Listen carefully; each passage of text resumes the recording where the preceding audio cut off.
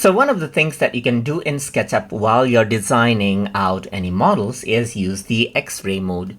So to do that, let me just go around over here and let's say, for example, bring in this particular shape right here. And let me just go ahead and expand this out as well. So now let's say I want to turn on X-ray mode so that I can see through this.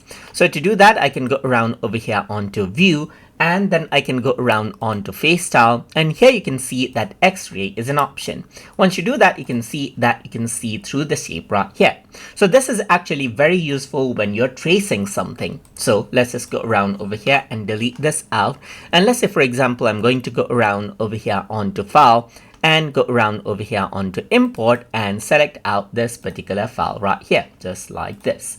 So you can see that I have this particular map right here, and now what I'm going to do is I'm going to go around over here, and let's say, for example, I'm already in the X-ray mode itself. So if I were to go ahead and select out, let's say, for example, a shape right here, so let's just go around over here. I can go ahead and click and drag this out right here, and as I do that, you can actually see that you can see through this, and this is really helpful for you to actually go ahead and design something.